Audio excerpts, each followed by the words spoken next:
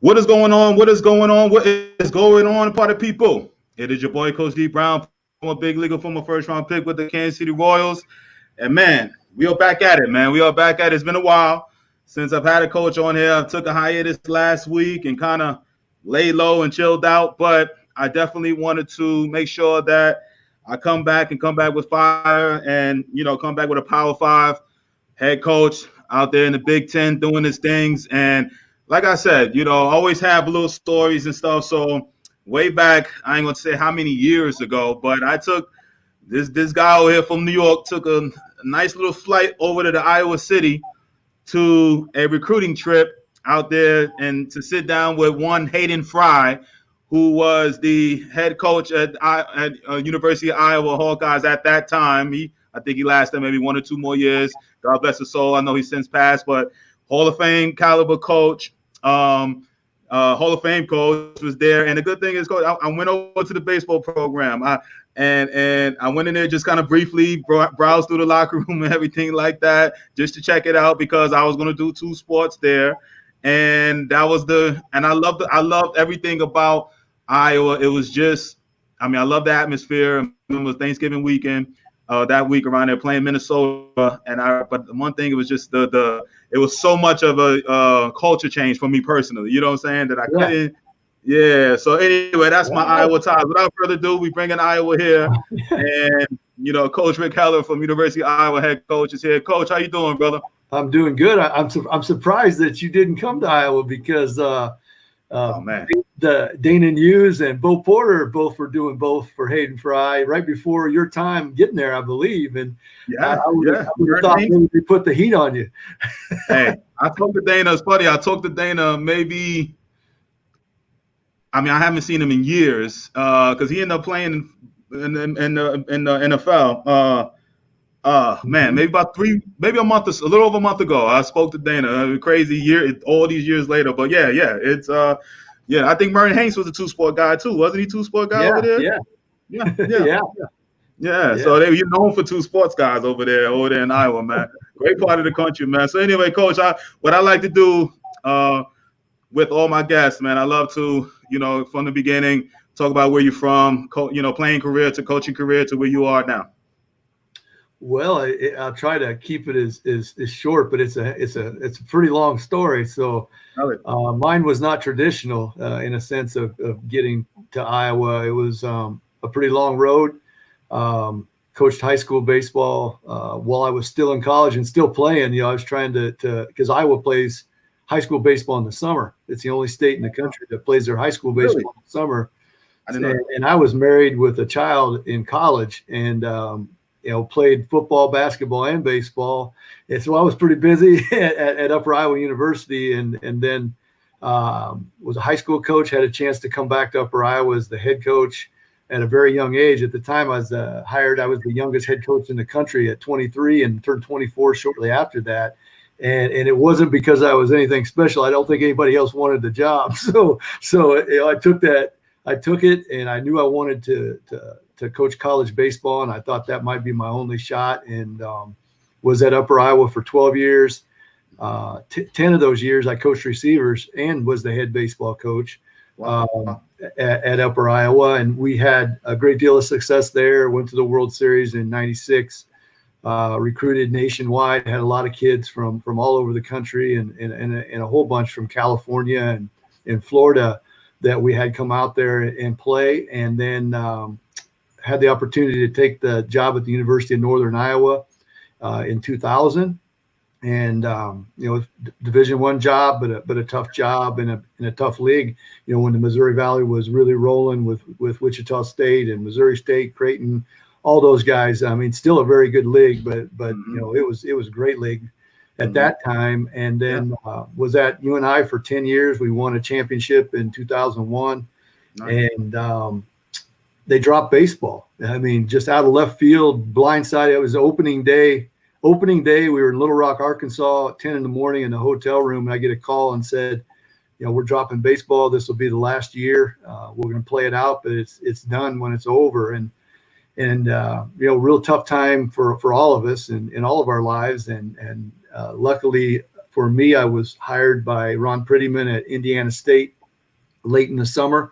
Was going to be a hitting coach for Ed Service, a good friend of mine at Creighton. Ed had said, if you don't get a job, Rick, I'll take you on here. And so I was already in Omaha. My wife had switched jobs, and then boom, ended up getting the job at Indiana State, and it was a real blessing. We had a great run, four strong years, and timing worked out, and job opened up here at the University of Iowa 8 years ago, and they thank Gary Bart, our athletic director, hired me, and couldn't be more thankful for that. And come back home. I grew up in Southeast Iowa, about an hour and 20 minutes from Iowa City. So it's been a homecoming for me. A lot of friends and family at every game, and it's been just awesome. And being an Iowa guy most of my life, and recruiting in the state, it really was able to give me a jump start when I got the job. And we've been trying to do a lot of good things here, and I feel like we have in those last 8 years. Man, that's solid, man. They I remember in those days, that Missouri Valley. We're gonna talk about the Big Ten, but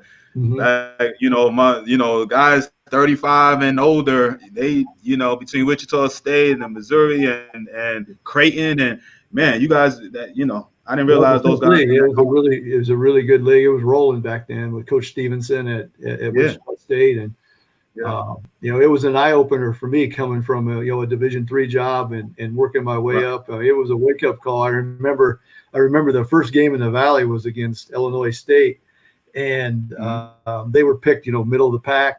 And I was thinking, okay, we should be okay here. And the 3 weekend starters were like Kotz, Furistic, and Eckenstaller, and all three of them pitched in the big leagues, I think. Wow. And I looked at my assistant, I said, well, if it gets tougher than this, I don't know if we're going to win any games.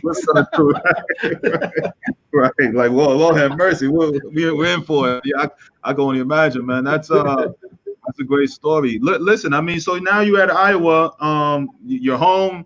Obviously, Iowa is the biggest school in the state. University of Iowa is the biggest school in the state as far as, I don't know about, enrollment wise, but I know definitely as far as notoriety around the country. Yeah. I know Iowa State is, a top, Big 12 program too, but, Iowa has that, multiple sports type of, going across, obviously with the football, the wrestling. Back in the day, I remember a really good basketball program. I don't know how they are now, but now you're there, you're coming. And how is it when it comes to recruiting? How does that, because I mean, me personally looking outside in, I don't see Iowa being like a hotbed of talent, high school talent wise, but, how is it recruiting at the University of Iowa now? I knew coming in that we had to dominate our state. When I got here, a lot of the better players in the state were leaving and going south or going somewhere else. And for us to have a chance and a chance to compete at the national level, we had to keep the best Iowa kids in Iowa. And so far, I feel like we've done a really good job of that. Occasionally one or two will get out here and there, but for the most part, we've done a great job of locking down the border, so to speak. Because with baseball, you only have 11.7 scholarships, and some schools have supplemental money in different ways. It's really an unfair scholarship situation because some schools can get it from academics, some schools can get it from whatever. But at Iowa, it's pretty much status quo, 11.7, and that's what you get. So for us to make those scholarship dollars work, we have to get the in-state kids and then branch out. And obviously you're going to go out of state, but fill in holes where you maybe don't have a guy in Iowa that can do that. The one thing too, D, is that our junior college system in Iowa is outstanding. A lot of really good junior college baseball programs in our state. Including, Coach Reardon at Iowa Western, who's won multiple national championships in the North. And really every guy in our state is doing a really nice job. So there's a good talent pool there. Now, as we have gotten better and played in regionals and competed at a high level, other schools have noticed that there maybe was some talent in the state. So the competition gets a little stiffer each year because guys are coming in, not only to the junior colleges, but they're coming in and trying to get our high school guys. And that's the way the game goes. But that's our battle, making sure that we get the best Iowa kids. And then to touch on that, At the places I've been, they've always been places where, in fact, the first 2 jobs I took, I was told by people in my circle, don't take that job. You'll never get another one. You can't win there. And I've always taken on jobs that were perceived underdogs. And it didn't take me very long to realize that we needed to be the best at player development. And that's what we've hung our hat on, or I've hung my hat on for 35 years. And we've tried to improve as a staff, and myself as a head coach, stay on the cutting edge, be a lifelong learner, be ahead of the curve with the player development. And that's the plan when I took the job at Iowa. Was we got to get the best kids in state, but we also have to be the best in the country at player development. We've been way ahead of the curve with the technology that's taking baseball over right now. I've had 5 of my assistants hired by professional baseball in the last 5 years. So it's been in our manager system. We've got an awesome organization with our managers. Our managers are being hired right and left by professional teams, and my assistants right now, Robin Lunn, our pitching coach, and Marty Sutherland. He's been with me for 14 years. Marty has, and those guys are just tremendous. Marty's our recruiting coordinator, and I have a great staff and have worked with great people that have moved on to the pro ranks, and we just try to always do the very best we can for our kids. To be the best player they can, so when they leave here, they have every opportunity to not only make it in professional baseball, but make it to the big leagues. I love it, man, and I think that's a testament to not only you, coach, but the culture that you're breeding. Because everybody could talk about obviously your players making it to the major leagues, but I think it's something even more when your coaching staff each and every year, you changing 1 or 2 guys because they're not getting fired from lack of production, but they're so good that pros are wanted and these guys are wanted. That means you have a system in place, i.e. the Patriots, or certain like major league, like the Cardinals. You just know that certain organizations breed good, coaches, good front office people, and because of the culture that they are, coming from. Is that something that obviously you take pride in, but did it always be like that, or is it something that you just kind of got in the system of doing that now? Everybody around the baseball world knows, like, hey, these guys are being taught well over there. Well, I think on a smaller scale, when you were at the Division III school and you were winning championships at a place that people didn't think that you could win, it's tough to get a Division I job. It's not an easy thing to do. There aren't very many out there. And back in those days, there aren't a lot of openings. So for a Division III guy to have an opportunity to go to Division I is pretty rare, no matter what you do at the Division III level. So I do think the reputation that we had was solid in the fact that number one, we run a really good program that is not just about winning. It's about winning in life and being good people and good husbands and good people in the community when they graduate, which has been part of my plan since day one. And I've never moved from that. And that's how we run our program here at Iowa. If you were to come to practice, most of the time we're talking about going to class, being on time, winning off the field, those 20 hours when they're not with the coaching staff, being a good person in the community with our community service and in the residence hall, and being a great teammate. And if you can do all those things, the winning takes care of itself. And that's the challenge, I think, for every coach, is to get their guys on board to buy into that and to buy into that culture.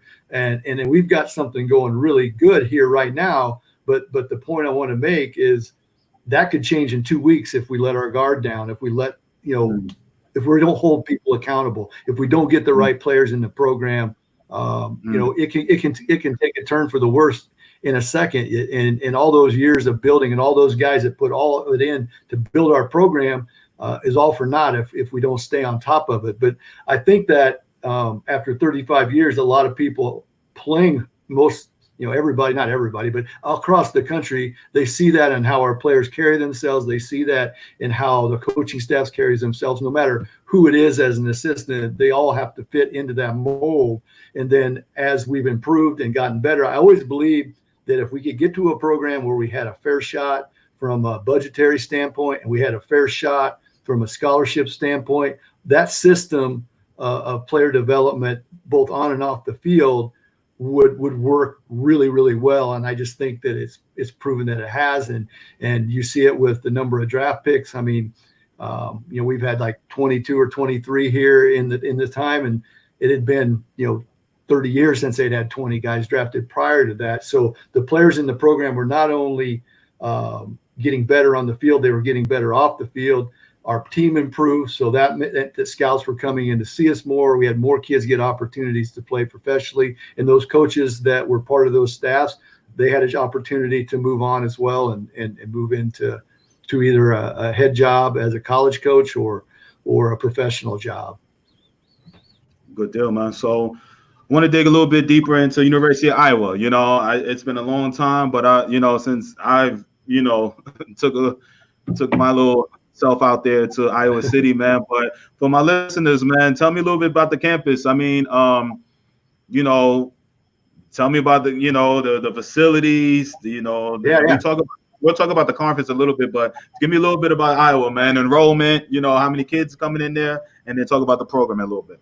Well, it's a big Big Ten school. I mean, 30 to 35,000 undergrads, beautiful campus, great city, clean, nice, people are friendly, amazing facilities, both on the state side and then the athletic side. And we're pinched right between Kinnick Stadium and Carver Hawkeye Arena, which is a fantastic location for the baseball field. Since we have been there, we've made a lot of major renos to the stadium that you saw. When I was hired, it didn't look any different than it did the day you walked through there. Oh, wow. Okay. Not much had been done in 20 years, but, and I know we're going to talk a little bit about the Big Ten, but back in those days, it was kind of status quo. All the Big Ten's baseball fields, they all kind of looked similar, very, very much the same across the board with the facilities that they had. You might have one team or two teams that had a little better, but it wasn't that much better. Everybody was kind of the same. And then, things started to change. Purdue went on a really good run and hosted a regional, won 40 games. That was my, I think, third year at Indiana State. And we won the Valley that year. So we had a big matchup. And then, Tracy Smith's Indiana team went to the World Series. And you could just see things changing in the Big Ten with the amount of money that was coming in from the Big Ten network. It was trickling down to all the programs. Everybody seemed to be getting a new stadium, a new field. And I just saw it as an outsider looking in Terre Haute. If I can get back, I want to get to the Big Ten because I can see what's going on in baseball and support that was coming down the pike. Well, when we got there, I thought it was really important to show the baseball people in our state and in the Midwest that it wasn't just a change with the head coach, that the school was going to make a commitment facility wise as well. So we were able to get turf on the infield year one. And I didn't get hired till almost, August that year. So the booster stepped up, boom, we were able to get the turf in. We just did the infield year one, boom. The second year we went into phase two. We got the outfield turf done. We put a brand new, beautiful fence in. We have, I think, arguably, if not the best, one of the best jumbotrons in the league. We cleaned up all the bullpen areas. That's all turfed, and the bullpen areas are really nice. The outdoor cages are nice.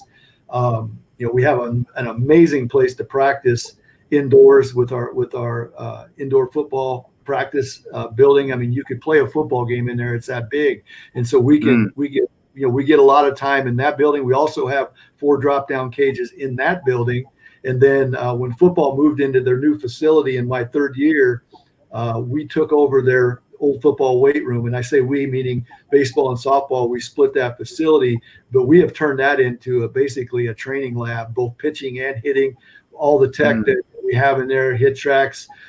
We got the Tech, we got the Rapsodo stuff. We've got all kinds of vision training going on in there. It's just an amazing facility. And you walk right out the back door of the indoor cage, take 10 steps and you're into the field, to the outdoor cages, and then right onto the field. So we're able to utilize the indoor cage when we're actually practicing outdoors. So it's a great setup. We have 2 locker rooms. There's a locker room. It's kind of old, but we cleaned it up and we made it as nice as we could that's heated right behind the dugout. Everybody has their own locker there. And then we walk into the building where the batting cage is, and that's where our primary locker room is, which we have spruced that up as well. And the equipment room, training room, weight room are all right outside of the primary locker room. So I would tell you, in a very short time, we went from a program that had probably as bad a situation facility-wise, both indoor and outdoor, as any of the Power Five, to probably the best scenario out there in the North. I mean, there might be some that are equal, but none are really better than what we have and what we can do from a training standpoint indoors. And we also have another football-sized building, indoor building, that Rec Services shares with the athletic department. So, one of the selling points to our recruits is we don't have to take an early slot or a late slot for practice. So we can practice at a primary time. The softball team will be practicing in the other building at a primary time. They like to practice in the rec building because they can scrimmage and hit live in there. I like the football building because it's higher, you can do more outfield work, and then it's a little bit better lit, like a pro style lighting in that building. And so we can share at the same time. The guys eat at the right time. They lift at the right time. Nobody's going at midnight or 10 o'clock or 5 in the morning. And it just works out fantastic from a training standpoint. Man, sounds big time over there, man. I know I know from a sports, all around sports, I always look at, when again, I'm going to go back in my day, and I talked to my young daughter about this too. But I like programs that are not just schools, I should say, that not just one-offs. Meaning, like, they're not just known for this sport. They're not known for that sport. They gotta, even killed around, and again, this is 90s we're talking about, but I don't think much has changed. But Iowa was always, if anything, baseball obviously, didn't get that love, but in the Big Ten, I didn't know really school was getting that much love. And we'll talk about the Big Ten again. I keep whatever, but Iowa's wrestling was big time. You tell me it's still big time. Iowa football, basketball, softball, like across the board, it was like, solid programs. No question, D, and that hasn't changed. In fact, when COVID shut us all down, we were having arguably maybe the best year in the history of Iowa across the board in all sports. The wrestling team was a week away from the National Wrestling Tournament, and we felt like we're going to win the national championship. Our basketball team was playing extremely well going into the NCAA tournament. Football had another amazing season and a big bowl win against USC.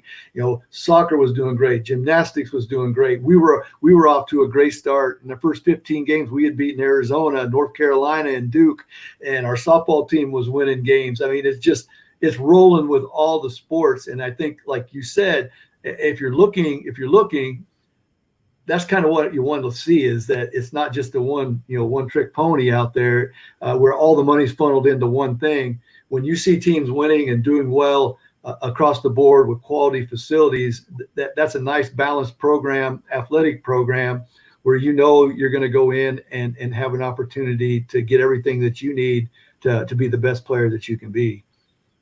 No doubt about it, man. So, it's Big Ten. I mean, obviously, it's known for football and now, basketball too over the years. And but I mean, I know they had a couple runs here and there. Like, I didn't know about the Indiana. You told me that I didn't follow too much that, but it seems just lately, you guys have kind of taken that next step where you're competing on a national level. It seems like every year now, right?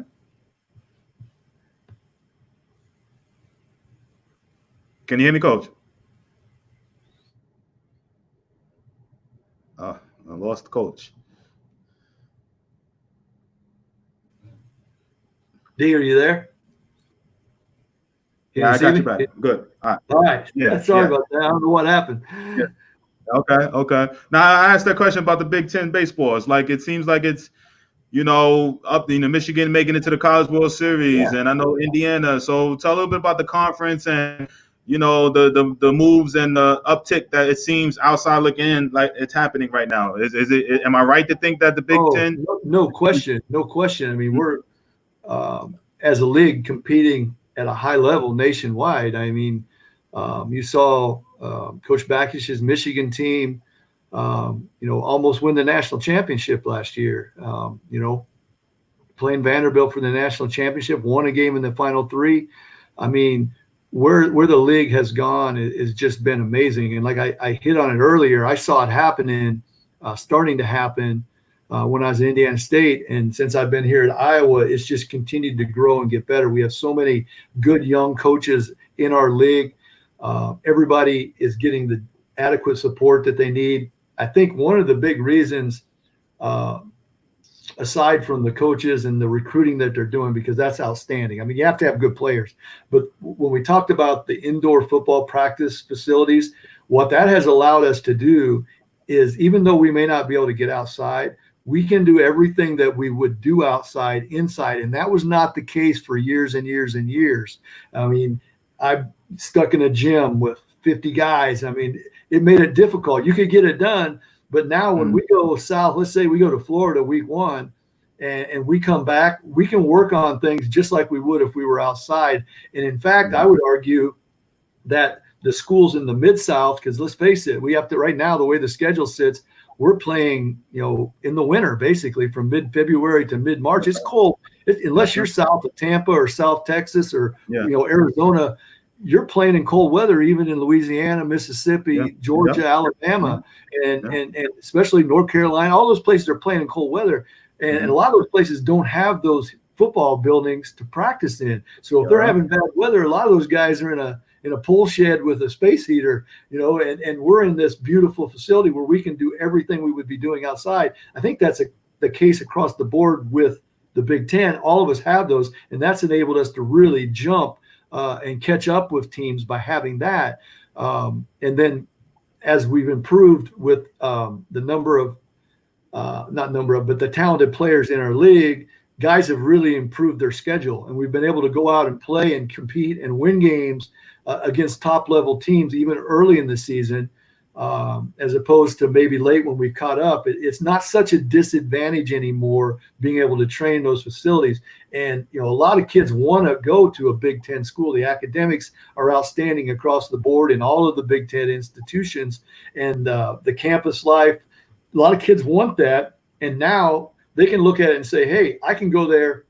They're going to play against great teams in warm weather the first 4 weeks. But now when we get home, we have a great facility. I mean, we're selling every day. The weather's nice. We're pretty much selling out at Iowa. I mean, we're packing them in for games, and that's kind of across the board with what's going on in the Big Ten with the improvements to the facilities and also the improvements to the programs. But we went from being a 1-bid league, maybe 2 in a certain year, 10, 12 years ago, to now we're knocking at the door with 6, maybe 7 some years, at least getting consideration to go to the NCAA tournament. We're getting 4 or 5 almost every year. And you want to be in a league. If you're coaching a team, you want to be in a league where that if you have a great season, and just because you don't win your conference tournament, you don't want that to be the only determining factor for you to get into the NCAA tournament. And unfortunately, there are leagues that are very good leagues, but because of how the RPI works, this and that, it seems like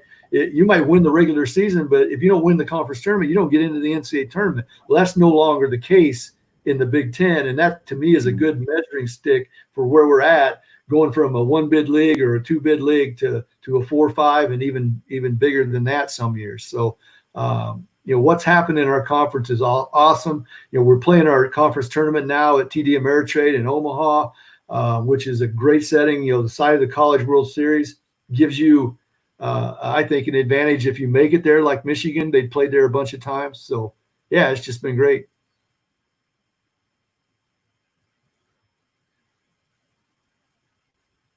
I think I lost you again, D. Gosh darn it.